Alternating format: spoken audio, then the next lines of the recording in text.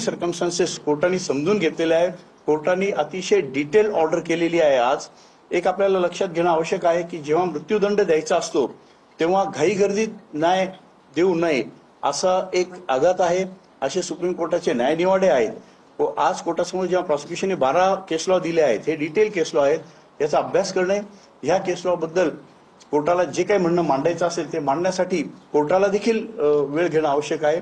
आरोपीला पूर्ण संधी न्यायालयाने दिलेली आहे की आरोपीला अजूनही काही सांगायचं. आरोपीचा जेल रिपोर्ट आलेला आहे, फॅमिली स्टडी रिपोर्ट आलेला आहे, साऊंडनेस टेस्टचा रिपोर्ट आलेला आहे, आरोपी लैंगिक कृत्यासाठी सक्षम आहे किंवा नाही याचा रिपोर्ट आलेला आहे.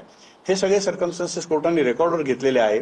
आणि हे रेकॉर्डवर घेतल्यानंतर दोन्ही पक्षांचं युक्तिवाद ऐकल्यानंतर आता मिटिगेटिंग आणि एग्रेव्हेटिंग सर्कमस्टन्सेस बद्दल कोर्टाला भाष्य करून अंतिम शिक्षेचा न्याय निर्णय पारित करायचा आहे. त्यासाठी पुढची तारीख ठेवण्यात आली.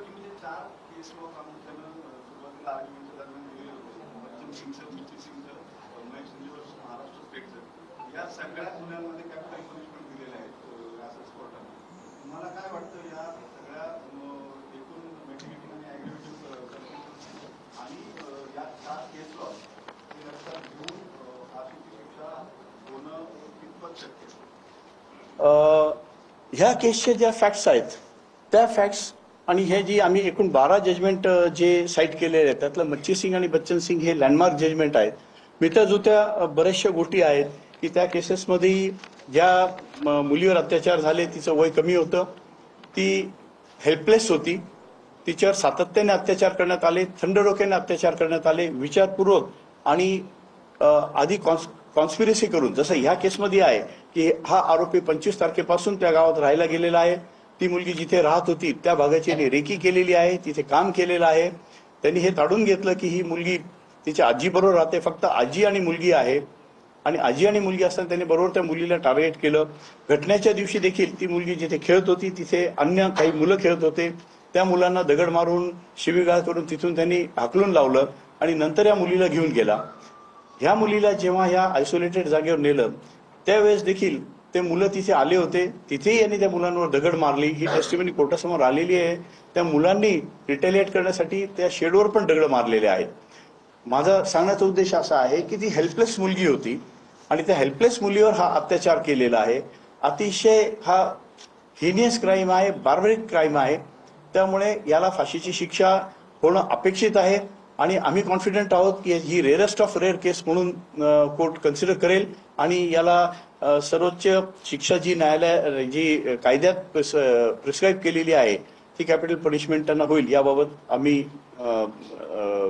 आमचा विश्वास आहे. सोप्या भाषेत म्हणजे अनेकांना असं वाटत होतं की आज निकाली जे सामान्य नागरिक आहेत त्यांना फक्त सोप्या भाषेत सांगायची ही 4 दिवसाची वेळ कोर्टाने काम एक असं आपल्याला लक्षात घ्यायला पाहिजे की हा अतिशय संवेदनशील खटला आहे. याच्यात कोर्टाने सगळ्या पॉसिबिलिटी तपासून बघितलेल्या आहे. जेव्हा मृत्यूदंडाची शिक्षा द्यायची असते तेव्हा सुप्रीम कोर्टाच्या गाईडलाईन्स प्रमाणे न्यायालयाला देखील काही गोष्टी बघणे बंधनकारक आहे. त्यात मिटिगेटिंग ॲग्रिव्हेटिंग सर्कमस्टान्सेस एक असं म्हटलं जातं की जर ॲक्विटल झालं तर त्याच दिवशी आरोपीला मुक्त केलं जातं, पुढचा विषय संपतो. शिक्षा द्यायची ठरली तर शिक्षा देताना काय शिक्षा द्यावी आणि त्यात मृत्यूदंड द्यायचा असेल तर आरोपीला मृत्यूदंड का देऊ नये, काय असे सर्कमस्टान्सेस होते हे मांडण्याची संधी द्यावी. सुप्रीम कोर्टाच्या काही जजमेंट्समध्ये असं आहे जे एक लार्जर बेंचकडे पण रेफर झालेलं आहे की जेव्हा आरोपीला सांगण्यात येतं की तुला आज दोषी धरलेला आहे, तू सांग काय तुला सांगायचंय, तर त्याची तयारी नसते की त्याचे युक्तिवाद काय करावा त्यांनी. त्यासाठी त्याला त्याचा युक्तिवाद करण्यासाठी किंवा त्याला त्याची बाजू मांडण्यासाठी वेळ मिळावा हा सुप्रीम कोर्टाच्या ह्या गाईडलाईन्स आहे. परंतु न्यायालयाने आज जे आदेश केले त्यात स्पष्टपणे असं म्हटलेलं आहे की आरोपीच्या जेव्हा आरोपीवर जेव्हा चार्ज वाचून दाखवला तेव्हा आरोपीवर काय चार्ज ठेवण्यात आलेले आहे आणि याला कायद्यात काय शिक्षेची तरतूद आहे याची जाणीव देण्यात आलेली होती. त्यानंतर पूर्ण ट्रायल आरोपीच्या समोर झालेली आहे.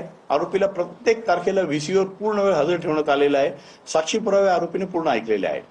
आरोपींनी साक्षी पुरावे ऐकल्यानंतर युक्तिवाद आरोपीतर्फे करण्यात आलेला आहे आणि 351 प्रमाणे जेव्हा आरोपीचा जबाब नोंदवला तेव्हा आरोपीला पूर्ण ऑपॉर्च्युनिटी दिलेली आहे की त्याला काय सांगायचं आहे या सर्कमस्टन्सेस बद्दल आणि ते रेकॉर्डर घेतलं आहे.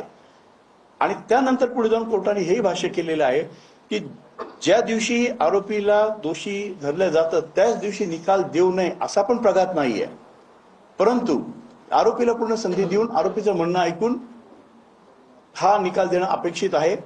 आणि उद्या परवा आणि तेरवा 3 दिवस न्यायालयाला सुट्टी असल्यामुळे इमिजिएट नेक्स्ट वर्किंग जो डे आहे सोमवारचा, त्या दिवशी ही तारीख ठेवण्यात आलेली आहे. हे बघा, 55 साक्षीदारांची साक्ष 16 दिवसात नोंदवणं हा फार मोठा टास्क होता आणि माझ्या तरी 32 वर्षाच्या प्रॅक्टिसमध्ये एवढा फास्ट आणि एवढा सेन्सिटिव्ह आणि एवढा फास्ट चाललेला खटला मी बघितलेला नाही.